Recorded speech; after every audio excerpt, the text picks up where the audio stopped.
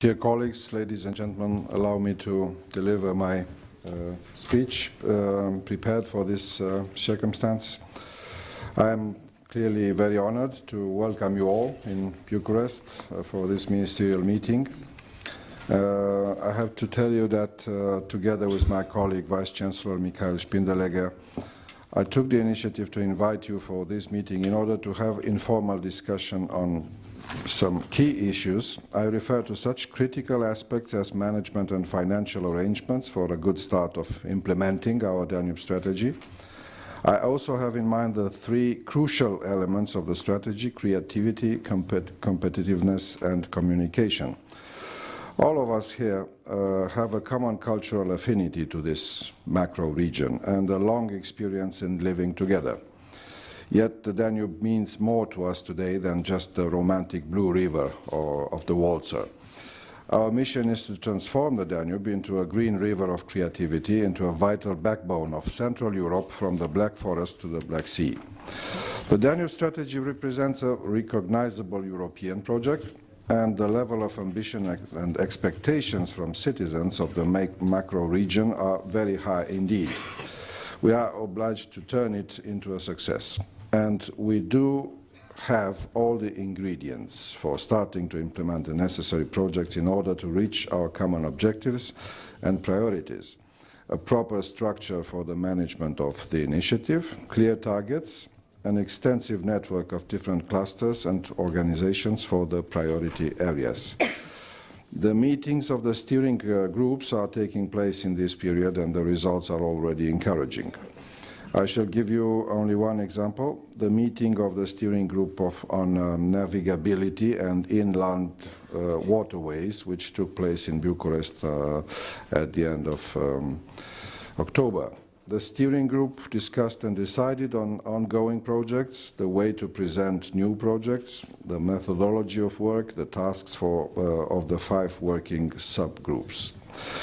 In my opinion, to be successful in this important endeavor to implement the EU Danube strategy, we need 2 things: permanent political monitoring of the initiative and an independent professional expertise for the evaluation and implementation of concrete projects.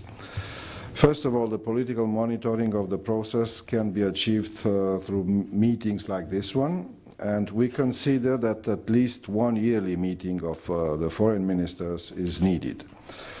The process cannot be conducted and monitored only at the administrative level. We need a clear overall vision, and that can be implemented only through political decisions. Between 2 ministerial meetings, we can appoint a committee of high-level officials from all countries involved in order to coordinate the process. Secondly, we need a professional group for the scientific expertise on how the strategy is implemented.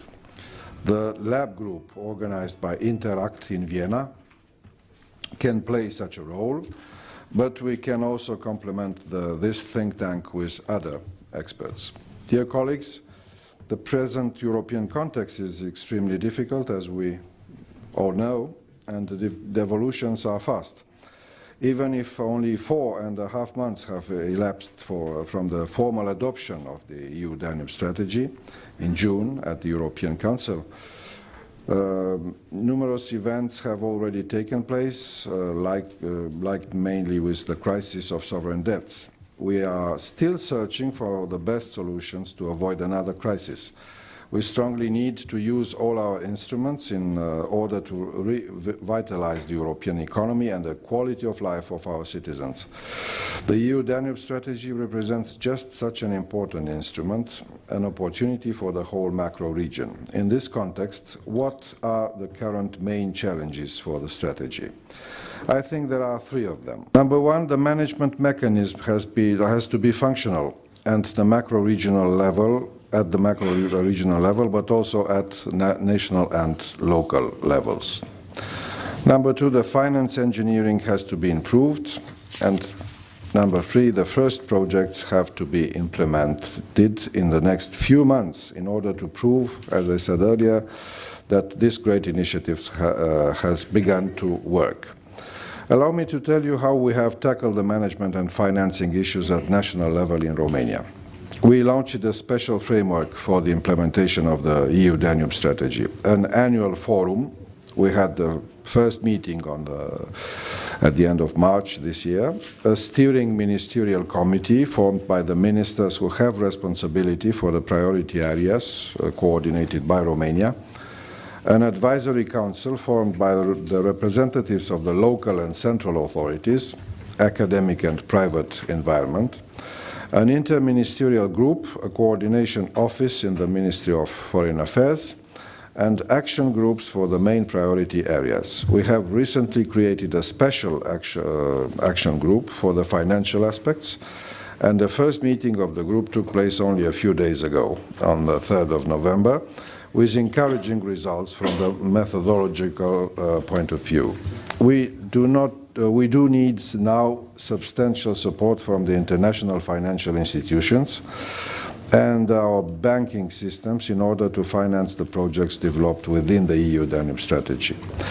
Experts from these institutions have to be included in our working groups. The alignment of funds represents a useful concept, but it is not easy to put it into practice. The difficulties generated by the multitude of financial sources for cross-border projects demonstrate that we have to be innovative and to find new approaches.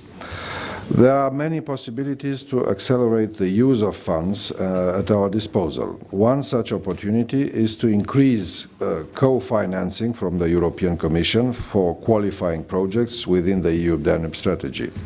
We also have to simplify procedures, and we welcome the efforts made so far by the Commission in this respect. We have discussed about flagship projects and their role in demonstrating our vision and the added value of the Danube strategy. These projects have to show our improved trans-border cooperation, but also the functional cooperation has to have an important place. I can give you some examples of flagship projects presented by different actors. The International Research Center for Studying the River Delta Sea Systems, to be located in Muri-Gheol in the Danube Delta, a Center of Excellence for the Promotion of Exports, a Logistics Center for Southeast Europe in Constanța, an integrated atlas to be used by planners, urban development plans for Danube ports like Sulina and Corabia, in addition to the 5 ports projects of the Ministry of Transport and Infrastructure, green routes for tourists, etc. Tomorrow at the Economic Forum, most of these projects will be presented by experts. Let me also say a few words about creativity. The Danube macro region has everything for becoming a creativity region. Big cities, important cultural centers, industry, agriculture, resources, national parks, unique wildlife. The Danube macro region has to become a region of green economy and creative cities and industries. We have to create new technologies, new industries, and new qualified jobs in order to make our macro region a highly competitive one. We also need more common planning and an integrated approach. The Green Ports Initiative, or restructuring energy systems in order to use more renewable sources, are examples of the direction we have to move on. Within the framework of this European project, the Council of Danube Cities and Regions and its Secretariat are playing an important role. We have to connect in a smart way the people of our regions and cities. There are still discrepancies between our cities and regions. Economic development, infrastructure and mobility, institutional capacity, the quality of services. Once again, thank you for the participation in this meeting. I am confident that we are ready for a substantive and quick start of the decisive implementation phase of the EU Danube strategy. Thank you.